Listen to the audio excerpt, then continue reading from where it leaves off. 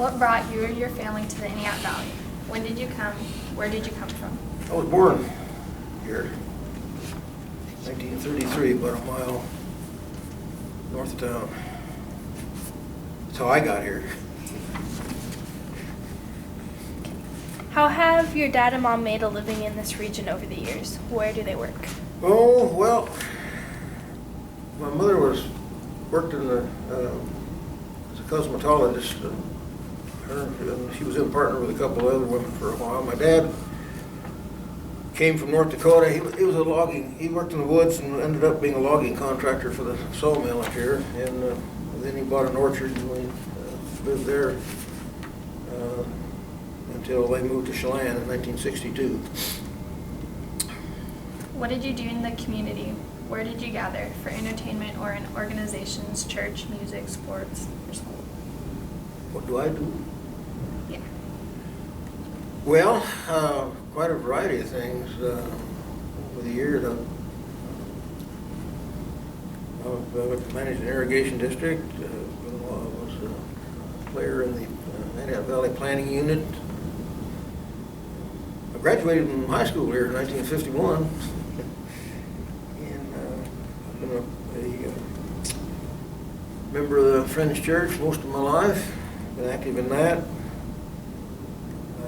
Sports, I've been a mountain climber. That's the nearest thing to sports that I've ever been involved with. I've climbed all the local mountains and all the volcanoes. It's been a lot of fun. I'm too old to do that anymore, but it was great while it lasted. Describe something you've experienced in Entiat. Fire, snow, windstorms, earthquakes, floods, camping out, games played, wildlife seen, pets you've had. Any stories? Quite a bit. I remember the high water in 1948, which was probably the worst disaster, one of the worst disasters that we had to endure. I don't know how many forest fires, many of them. So had the fire right on my backyard in 1988. Remember that. Earthquakes, yes. I remember when I was in high school, I was upstairs on the top floor of a 3-story building. And walking down the hall, and I noticed that in the office, the computer was on a little stand. It was on wheels and it was rolling around the office, which is unusual. There wasn't anybody in the office. And then I could feel the building start to swing and to sway. And quite an experience. That's probably the worst earthquake. Been through many small ones, but that was the worst one. Done a lot of camping. Of course, you do that when you're mountain climbing. I've been to most of the mountain lakes and areas, a lot in Wenatchee, quite a bit in Chelan. I've done a lot of that kind of things. Never got into sports too much. Wildlife, oh my, yes, over the years, all kinds of wildlife. Of course, worked in the woods for 30 years. Was out there every day. So had opportunity to see all kinds of bear, deer, small animals, occasionally a cougar, a mountain goat, those kinds of things. Had some really good opportunities to do that kind of thing. Always had a family dog. Tim we had, he was with us for many years, finally died of old age. He was a guard dog. He thought he was in charge of the whole show, and he would let you know if there was any strangers coming around or anybody that was out of place where they weren't supposed to be. He'd let you know. That's just a quick get me started here. I can go on and on. How does your family put food on the table? Shops and stores, hunt, fish, garden, preserve food. What's your favorite homemade meal? Well, when we were a kid at home, of course, during the war years, well, everybody had a big garden and a cow and all that, because you couldn't buy food as ration. You couldn't just go to the store and buy whatever you wanted. You had a little book of stamps, and little stamps were just good for so much and so much and so many things. And when they were gone, they were gone. So if you wanted to really feed high on the hog, as they say, you had to have a garden and the cows and chickens and some of those kinds of things. Otherwise, you wouldn't allow. So during those years, we did that. But after the war, I kind of phased out. And my wife and I, since we've been married, we've had a garden from time to time, a vegetable garden, raised stuff. When I was in high school, I belonged to the FFA, and I had 50 laying hens, and that was my project. I I sold eggs to the local grocer down here and paid my bills and bought my class ring and my school sweater and all that stuff. Egg money. That's cool. When the school sweater cost $12, I think. Class ring was $18. Well, that was a big item. So you can see how things have changed. Describe someone at Entiat who has impressed you or you think is memorable in some way.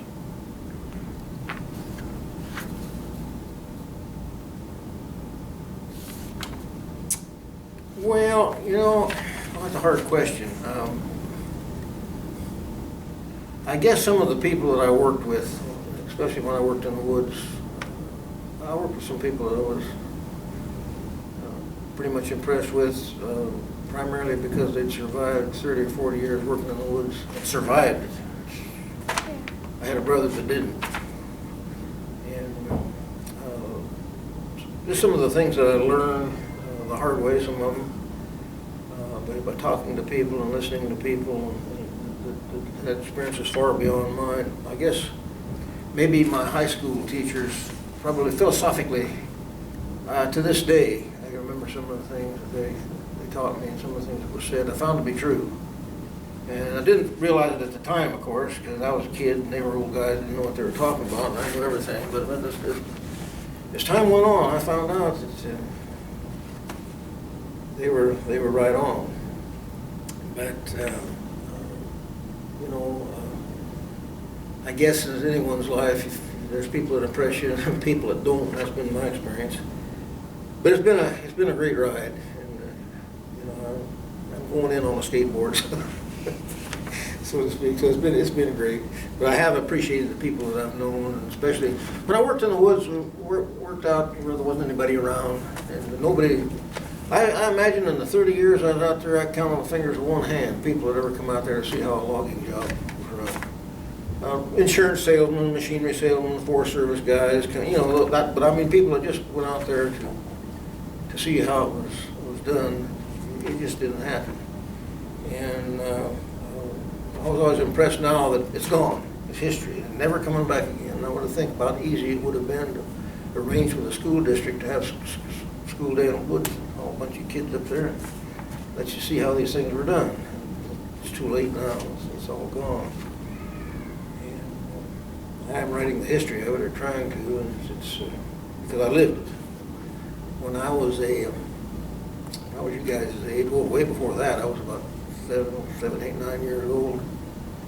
You could stand up here on the ridge behind my house, and as far as you could see, nothing but forest and trees. Miles and miles and miles and miles and miles of trees that I've never seen an axe, never been logged, nobody had ever even been in.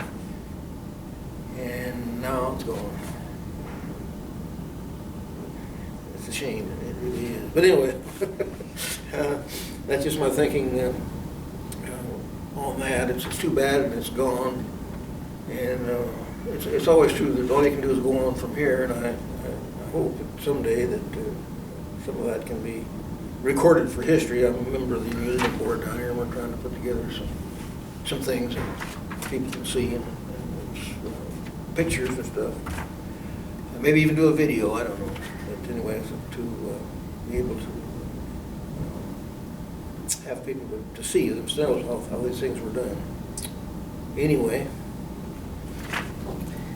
What kind of technology are you familiar with and able to use, like computers, computer programming, smartphones, iPads, or QR barcodes? You know, I had talking to Jim Small not too long ago when I got into that. And I know nothing about computers. I mean, I don't know nothing about computers except they look like a typewriter at first. My wife, Sarah, she does genealogy work. She got a computer and all that, but I don't. I have a telephone, I got a typewriter, I got a copier, and I got a little calculator.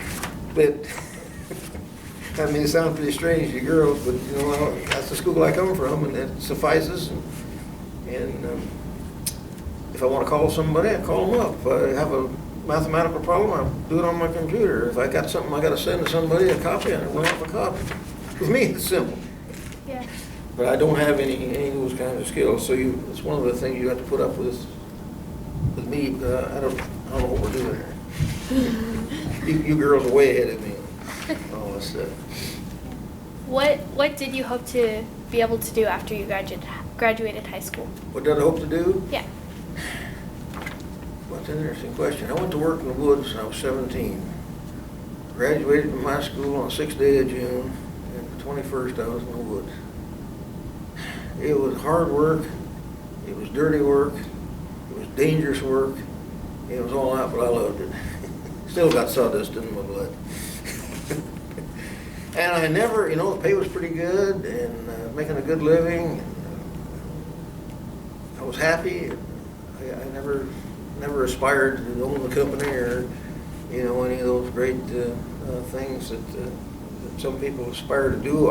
We had the ranch, Orchard, and Dad retired. I bought the place from him in 1962, and bought some other acreage. And we had about 75 acres of orchard up there, and that's what I did from the time I quit the woods in 1970 until I retired in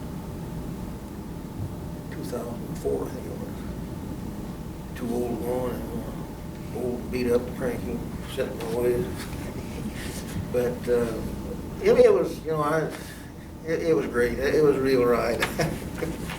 It was hard and all that. There were disappointments and all that goes with it, but it was a ride. What do you most appreciate about living in the Entiat Valley area? Well, I recognize that Entiat means different things to different people. Cut me off if I get to rambling too much. Fred Becky, in his analogy of these Cascade Mountains, made a note in there that a man named George Gibbs, who was an early geologist that comes to this country, I think it was 11 different ways to spell Entiat. And there he's got them in there. But Entiat, of course, is an Indian word, and we're not settled on exactly what that word means, but something to do with water. Quaque is Salish, not Salish, but can't think of the language, but anyway, Indian name for water. Anytime you see an Indian word got a QUA on there, count on it, it's got something to do with water. But anyway, I guess to me it's more the geography than it is the town or the people. Those are important. Those are Entiats too. Don't misunderstand me. But the thing you got to remember about, I was here before the dam was built, and that done more damage to Entiat, in my opinion, than anything else. And it's damage that couldn't be helped. People get all upset and cranky and negative about it, but it's something that couldn't be helped. And when the town had to move, there was some mistakes made and all that. And it's got us where we are. School's always been here, right here. But that was hard. And it kind of changed the definition of Entiat because it was no longer the cultural center. Entiat was a town where the kids all went to dance on Saturday night and got your hair cut and got their hair fixed and bought the hay and the chicken feed and your groceries and dry goods. People didn't go to Wenatchee, didn't have to. Money was all spent right here in Entiat. Entiat was the town, was the nucleus. People spent their paychecks here in Entiat. In those days, it was 5 warehouses here in Entiat, big apple packing warehouses in Entiat, plus a big sawmill up here. It employed probably 100 people. And it was a different, nothing wrong with it, the way that it's evolved. It was just different. So that Entiat, you talk to me about what Entiat means and talk to a person that has come here in the last 10 years and ask them what Entiat means, it's not going to be the same thing because we don't have the same experience with it. There was so many kids in the Entiat Valley that came to school here that the school district had to designate stops for the school bus because they'd be stopping every 50 feet to pick up kids. I used to have to walk,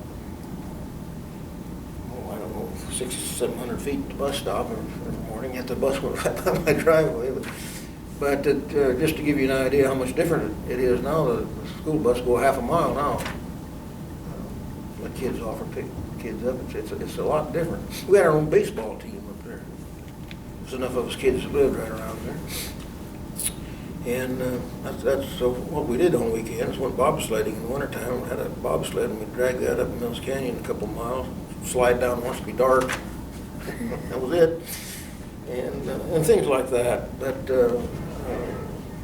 when you say what does Entiat mean, to me I guess it's the geology and the geography and forest and river and all that. When somebody says Entiat, I right away think of the Entiat head wall up here. Don't get me started on that. But anyway. Anything else you want to talk about? Any cool stories? Oh my. We have a You long know, time.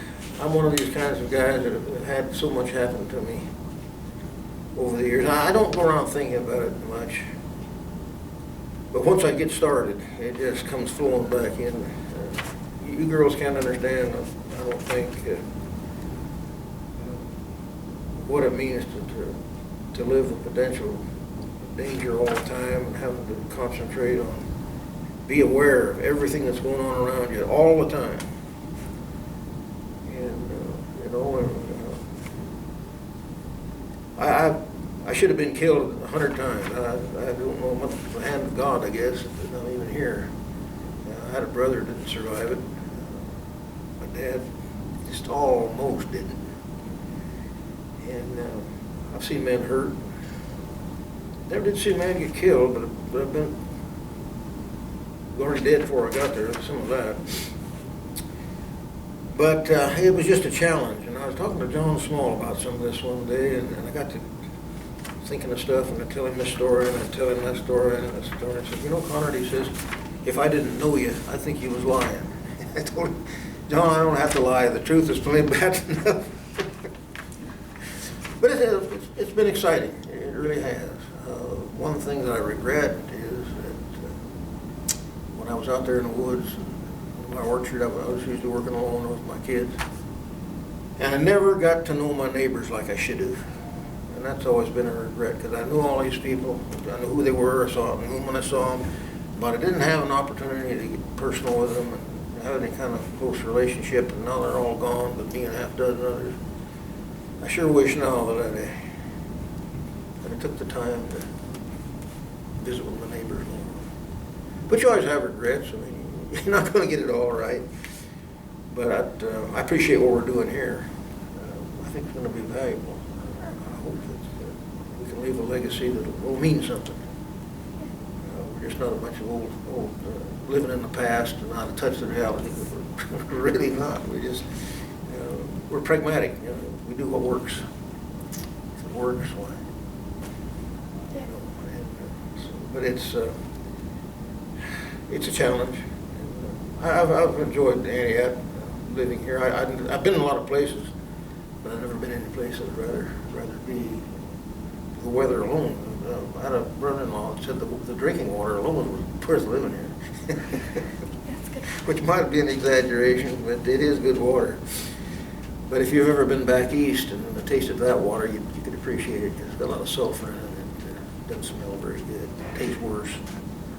So we have good, pure water here. But it's, you know, and I'm grateful for this project that we're doing. I do hope that it's successful. That's, you know, not putting down anybody, but just letting people understand a little bit about what it was like 50, 60, 70, 80 years ago. Can you girls remember, can you girls imagine the new cars being 1934 models? The new ones? Or buying bread for 5 cents a loaf, or gas 17 cents a gallon. That's the heritage I come from, you know. If you went to Wenatchee once a month, a lot of people didn't get down there that often. If you had to see a doctor, if you had to see a lawyer, or if you were a businessman or a contractor and needed spare parts, you'd have to go to Wenatchee. But just everyday folks just didn't do it. Of course, it was a different highway. It was harder to get down there. More time consuming. During the war, the speed limit was 35 miles an hour. Imagine that. And they enforced it. Of course, they made tires and stuff out of cardboard, so you could buy stuff in good quality. And so that was one of the reasons why they had all these restrictions, because fighting war, there just wasn't enough stuff to go around. It's one of those kinds of things where you wouldn't take $1 million for the experience, but you wouldn't give a dime to get to do it again. It's sort of a melancholy kind of an experience. And to think back on those days, it's just amazing. Am I boring you? No, I like hearing stories. It's amazing how fast things change. The technology of the Second World War, especially in things like plastics and petroleum products, just overnight. You never saw anything prior to the war. Nothing was made of plastic. They had a thing they called celluloid. They had a thing they called cellophane. They had a thing called Bakelite that was kind of like plastic, but it wasn't what we enjoy as plastic. But that research came out of the Second World War. And they began making stuff out of it and developing new kinds, and well, here we are today. Well, all we can do with plastics. Didn't have any of that back in those days. My dad had a job working for a while driving a truck for a grocery wholesaler, 40 cents an hour. Had the best job in the county. Or he thought it was anyway. If you could imagine wages being, I went to work my first job at 65 cents an hour, thinning apples. 10 hours, $6.50 a day. Hey, not dog. You can take your girlfriend out, and when it got to be your girl's age, you can take your girlfriend out, and then for $5, fill up your gas tank and take her to the movie and have a hamburger and a milkshake afterwards and still have change in your pocket. You go. Done it many times. You know, we come out of that heritage, and so it gives you a little chance maybe to understand the vast differences that guys like me, the different stages of development of society, and the different social and moral and spiritual values have changed as we moved up the timeline. Sometimes it's sad, and sometimes it's not too bad, but in our society, the agrarian or the farm lifestyle there's only 1% of us left to grow food, 300 million. Do the math on that one. There are not very many. But we've come through that, and I had the privilege, and it's been a rare privilege. There are others like me, but not too many, that saw the timber industry go from through its entire phase of industrialized development. The horses went to the barn in 1940. In 1941 was first I can remember, as far back as I can remember. And it's been industrialized since then. It's gone now. So I've experienced that whole spectrum of industrial evolution as things invented, machinery was updated, made more powerful and more efficient, and all those kinds of things over the years, which looking back is pretty phenomenal. But the Second World War, of course, laid the foundation for the technology that made all those things possible.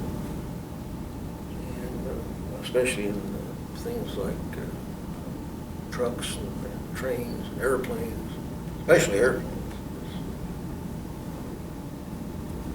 The airplane, the airport, the commercial airport was nothing compared to what it is now. I mean, nothing. I mean, Seattle had an airport, San Francisco had an airport, I guess the one was Los Angeles, like that. Now every place is, find a place flat enough to make an airport, it's got an airport. It didn't used to be that way.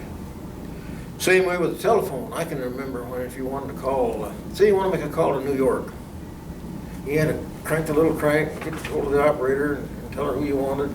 Then you could hear on the phone as your call went through, this Wenatchee, a little bit, this Spokane, this Lewiston, this is Idaho Falls. You could hear that call going through from town to town, all the way to New York or Chicago or wherever you know. Or they'd say maybe Sioux City, please hold.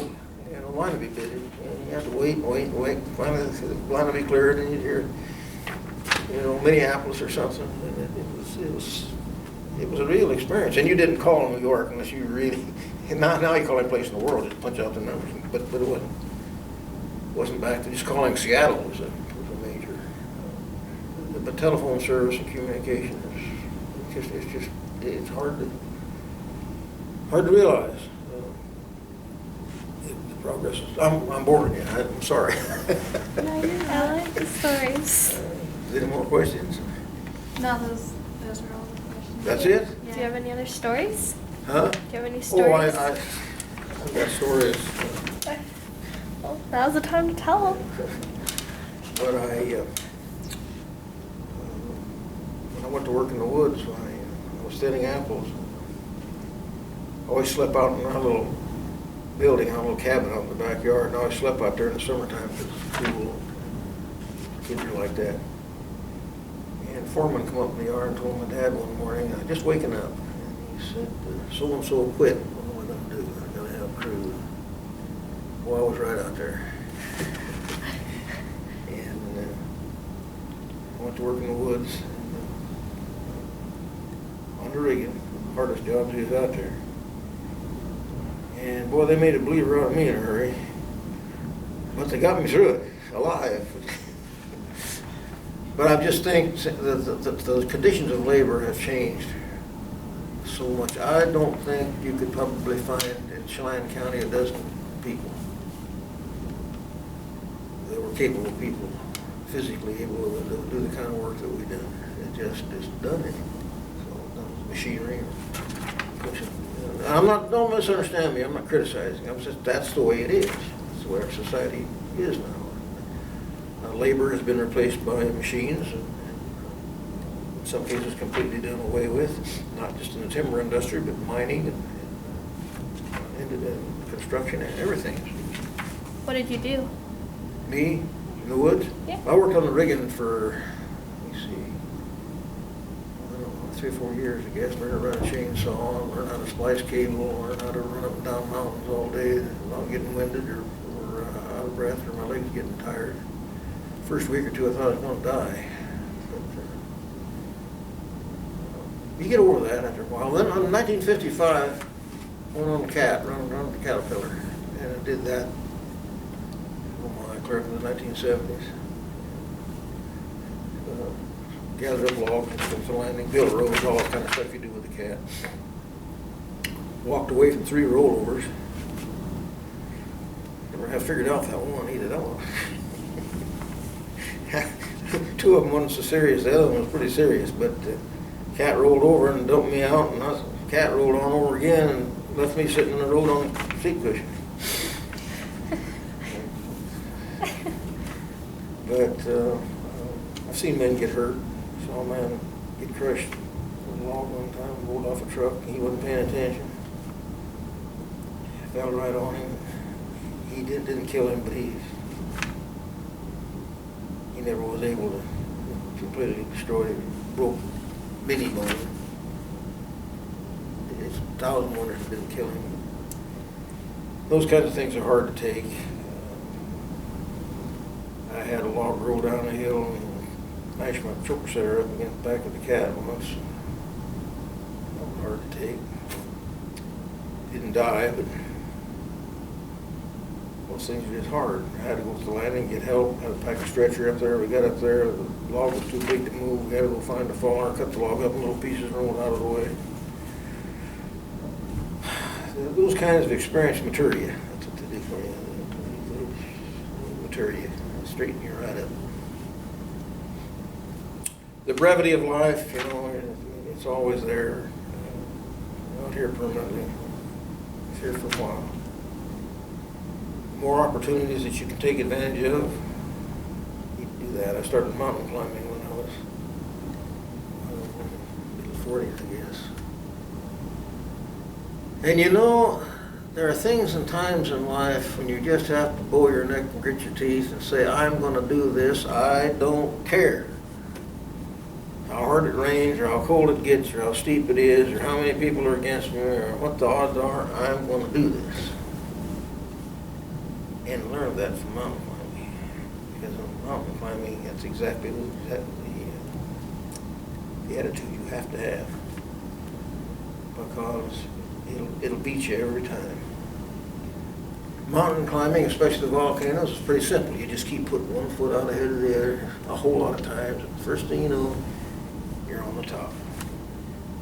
But then that climb, long, slow, boring climb, is always punctuated by a few minutes of stark terror.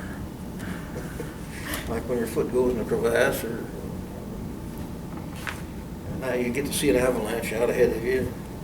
Some of those kinds of things that happen when you're out on the mountain. But to be challenged, you know, to run up, and not just mountain climbing, but to serious things in life, I have found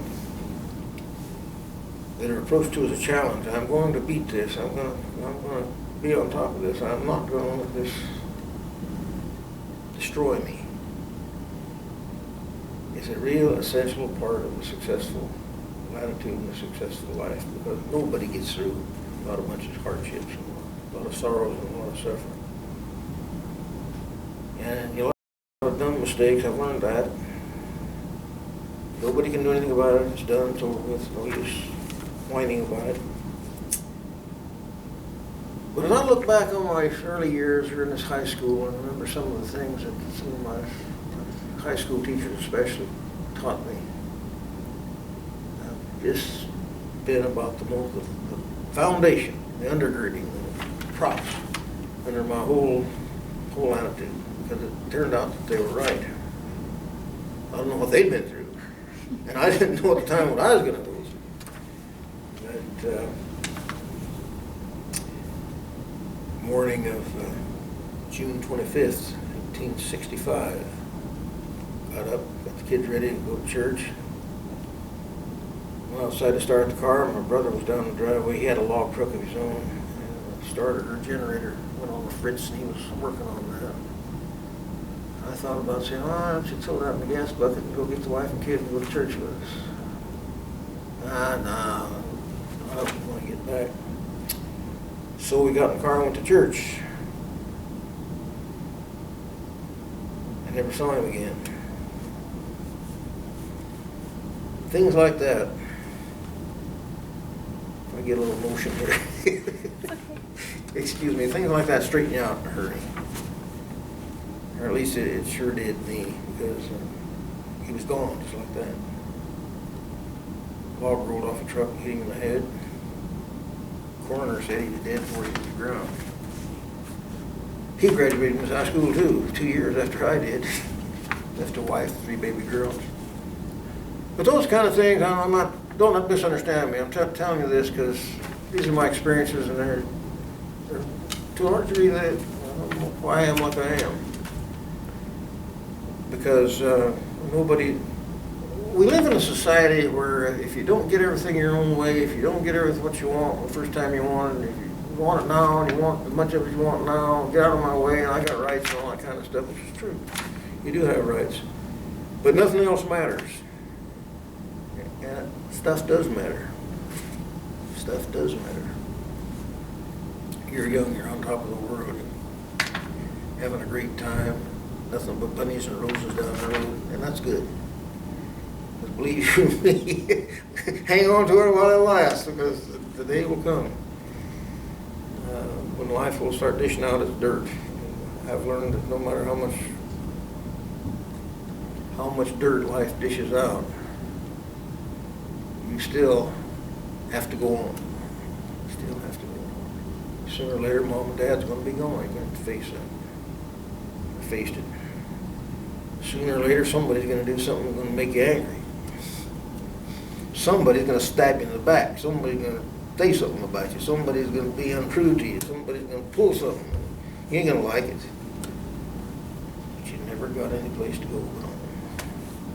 And if you let these things bitter, I know I've known people, many people have gotten bitter over something. Somebody done something to them. I know one guy had been dead for 30 years and he was still mad about it.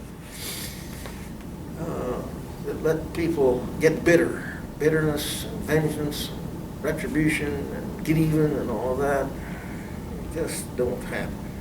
It destroys lives.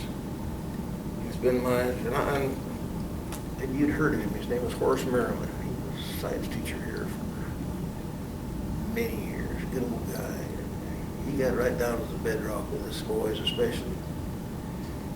And I remember many times him telling us stuff. Albert Schimke, if you've ever heard of him or not, he was principal here when I was in high school. Ralph Richards, I don't know whether you got these.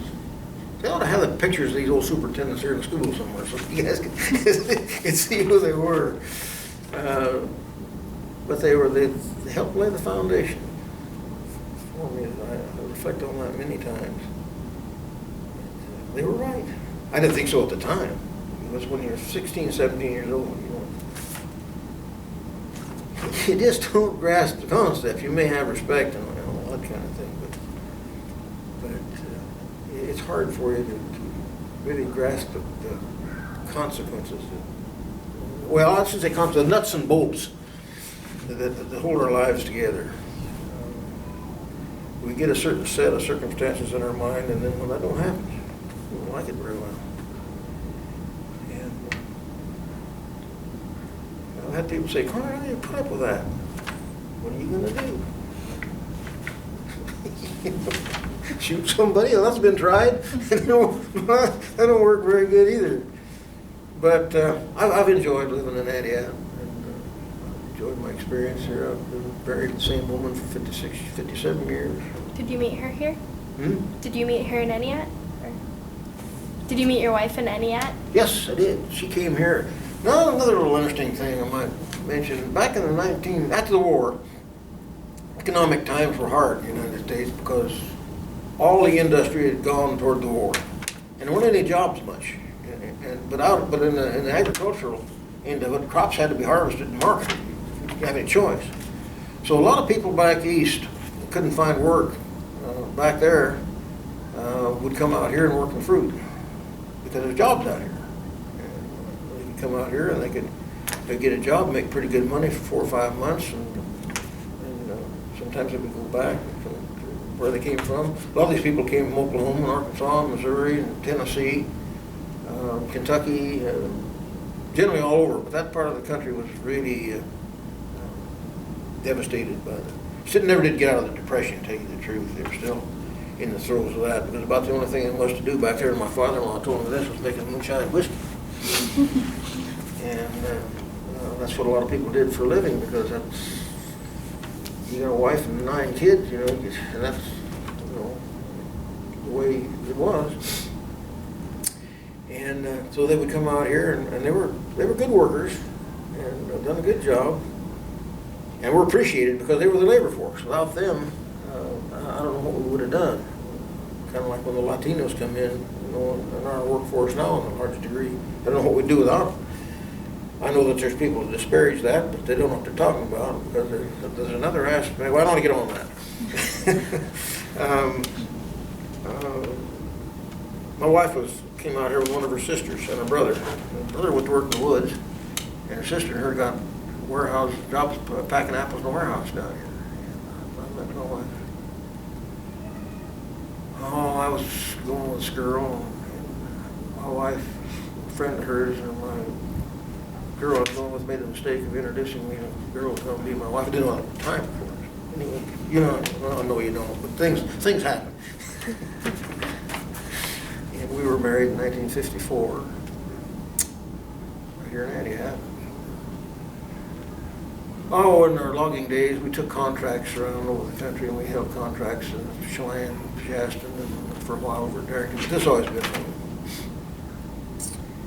And we only lived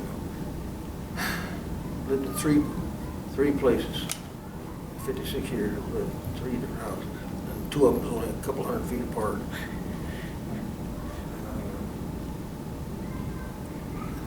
Whole lifetime I've probably owned 6 or 7 cars. Bought a car and wore it out with nothing left but the rims. Never was much for trading cars. I got one. My brother that got killed, he had more cars before he got out of high school. He had more cars than I had my whole life. What was your first car? What was your first car? It was a 1949 Pontiac. They gave $1,200 for it. And boy, I'll ever get that paid for. Yeah, I got the 1949 Pontiac.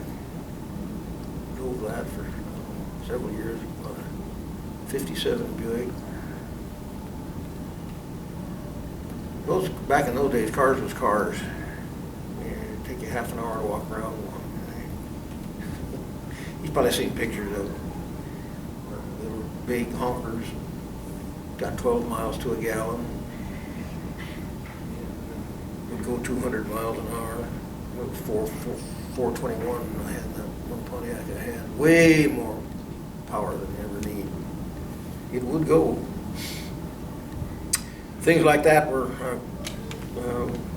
common back in those days. And in 1974, they had when Jimmy Carter was president. I'm not against Jimmy Carter, understand, but he was president at the time and had a big inflation period. And the price of gas shot up from 46 cents to almost $1 just a matter of a few weeks. And everybody got all excited. And that's when this smaller car trend first got started and destroyed the big honker car philosophy. Haven't made them since. Makes a pretty big car, but not nothing like those Bel Air Chevrolets and Catalina Pontiacs and Roadmaster Buicks, which you couldn't turn one of them over. They're built so low to the ground. And go 8 miles to the gallon. Everybody, when I was in high school, am I boring, girl? No. You sure? I'm positive. Everybody had a Model A Ford, no top on it. That was our go devils. We'd go back to the mountains, go fishing, go camp, wherever they needed to go because they were street legal. And they had what they called a flathead 4-cylinder engine in them, and you could take a motor out of one of them in 20 minutes and put another one in. I mean, they were just super double simple. Under the hood, all it was that motor and the radiator hoses, a couple wires. You know, I mean, now the new cars, you just look under there and see all of the stuff. Didn't have any of that. In fact, the matter is, in those days, if you wanted a car with a heater in it, you had to order one. They didn't come with heaters. Cold in the wintertime. Huh? But it was cold in there in the wintertime. Well, you done without either that or well, there were some companies that made heaters that you could install, but they weren't convenient at all. They got in your way of your leg room. They worked. But the car dealers were environmentally oriented. If you were in California, you didn't worry about it. If you were up here, then you'd probably order, if you were buying a new car, and when asked, you would probably order a heater. But you had to order it. It was extra. But if you're in California or Florida or someplace like that, well, you rarely ever need a heater, so you didn't get one. And then they started, I forget what year it was.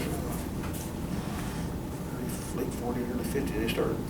Little by little, this stuff become standard equipment. Defroster, I can remember when if you wanted a defroster, what you done is you got a little fan thing that you could buy with a suction cup on it. You glom them out on the dashboard and aim it and flip a little button and it had a little rubber propeller on it. And that was your defroster.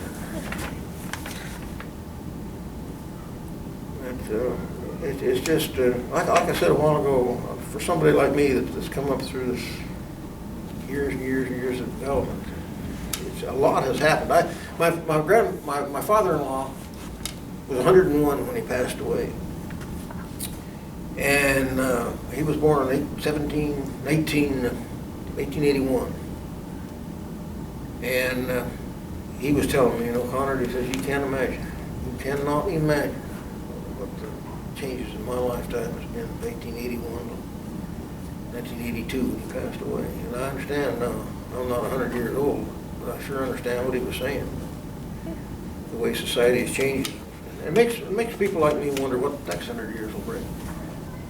They're talking about colonizing the moon. I don't know whether they'll colonize them or not. They might. What they're going to do about some of the problems that we face in the world today, overpopulation and increase in agricultural production. The people are starving to death faster than we can raise food. I don't know what to do about that stuff. I've done done the best I could. But, these are problems that society's going to have to face, I think. When I was coming into the world, I think the population of the whole world was just barely over 1 billion, 1,000 millions. That's 9. Huh? That's 9 billion. See what I mean? Crazy. And people were having a tough time then. But communication has changed, and the political picture has changed, and the social philosophies too. A lot of people don't realize the vast difference in social philosophies that there are in the world even yet today. It was a lot worse when I was a kid because you still had kings and emperors and dictators and all those kind of despots that run the world's governments. You don't have that so much anymore. But even under a more democratic leadership, look at the problems you got in the world. And, and diseases, I can remember when if you got whooping cough in the family, or mumps in your family, or what they call German measles in your family, or any other kind of contagious disease, the county health nurse comes out and nailed a quarantine on your door. Nobody came, nobody went, until they said you could. Because contagious diseases is the only way they knew to control it. They didn't want you out wandering around spreading disease germs. I can remember when the polio epidemic, 1950, 51, 52, people were dying by the thousands from poliomyelitis. Nobody knew what to do. And in its worst form, it paralyzed your lungs. You'd have to stick you in an iron lung. I don't know if the girls ever saw one or not. Just a great big old tube with bellows in it that breathed for you. And yeah, you spent the rest of your life in it. Poliomyelitis. Everybody called it polio for short. Diseases like tuberculosis, girls probably not very familiar with. I had an aunt that she was pregnant. In the course of being under doctor's care, they discovered she had tuberculosis. And before she got out of there, the baby was born in the interim. She only had 1/3 of one lung left. And she survived on that. But we have some pretty diseases now that are pretty serious. But technology is so much different. I've got artificial hip, artificial knee. I'll be a cripple in a wheelchair. Technology that was able to, doctors were able to do that. Back in those days, your knee went out on you, you were on crutches, your hip went out, you were in a wheelchair. That was it. There's been so many changes, and some of them like that have been good, but we live longer. And that's got its blessings, it's got its curses.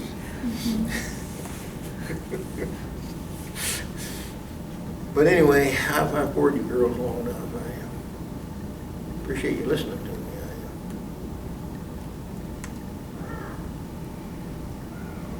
Get talking to some of my old-timer friends about some of this stuff, you know.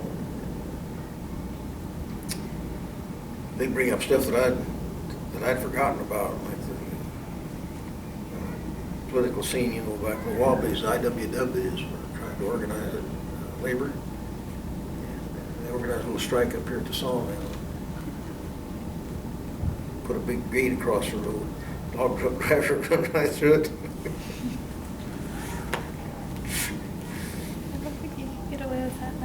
Pardon me? So I don't think you can get away with that now. Oh, no. But, you know, well, no, you wouldn't. But the whole labor movement was more polarized than it is now. To say that the, well, I don't know, communists or not, some of them were, but the IWW, well, we got to remember that labor was being exploited. They had 10, 11-year-old boys sorting rocks out of coal 12, 14 hours a day for next to nothing. That wasn't right.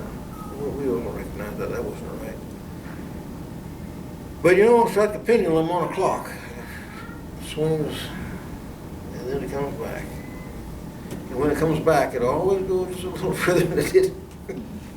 You never, I guess I say that to say this, that you never seem to be able to find a point of equality that settles in as a standard. You never know when you've gone just a little bit farther than fair. Or maybe you haven't gone far enough to be fair, to come up to that. You understand what I'm saying? Yeah. And there's always somebody watching it. Go a little further, you're not quite even yet, or you've gone too far, come on back here. Yeah, that's the kind of way the labor movement has been. One of the problems of our society right today is the balance between management and labor, because management keeps inventing things so that the cost of labor is offset. And every time it invents machinery to offset the labor, somebody loses their job. And so they have to go into some other industry that isn't quite so advanced in order to have a job. And then that same thing happens there. You see what I'm saying? And so it's a problem for our society, and probably always will be. Because man is always looking for something, easier way to do things. That's been the whole deal all along. And I think, and my father-in-law pointed this out to me one time, he said there comes a point to where you go too far with that, because man he's created to build things, do things, make things, create things. And take that away from him, he hasn't got much. And I think he's right. I think he's right. I worked at the sawmill for 4 years, tailing the head rig, and Dave Well, he graduated from this high school, was boss up there. He told me, he said, we got a lot of deadbeats working here, and he said, I hope you're not one of them. And I said, well, I'll tell you what, I'd like to see a pile of what I've done at the end of the shift. And the bigger the pile, the better. And that was basically my attitude, I guess. I worked with a man one time, and he said, nobody makes any money off of my labor. If the company ain't making money off your labor, why does he need you? Follow me? Yeah. But in the working world, you know, and it's changed so much, because if a man had a good job in the woods, or he had a good job at the mill, or had a good job down at Alcoa, or had a good job at Keokuk when it was down there, had a good job wherever, you know, and he was drawing a good wage, and he was paying the bills, and he was driving a decent car, had a fairly decent home, you know, and was eating 3 times a day, and he felt pretty good about that. Felt pretty good about that. But as time went on, technology came in and required more specialization. You had to know more, you had to understand more, you had to be able to figure stuff out. The price went up. But it wasn't producing anymore. You're still producing the same volume of goods. So you see what happens there. The price of the goods has got to go up to justify the expense of producing them. And that's, you know, it's been that way all over the country, but you've noticed that here a lot, because so much of these work was seasonal. We worked in the woods from April until October, November. Every time you drew unemployment. I never drew much employment. I learned to prune, worked in the orchards and stuff in the wintertime. Didn't make much money. Hey. Same way with other things. The fruit industry, you know, that went great guns from the time harvest started until, well, thinning time started until harvest was over. And then you didn't have CA storage in those days. Yeah. And a crop had to be out and gone by, well, Christmas at the very latest.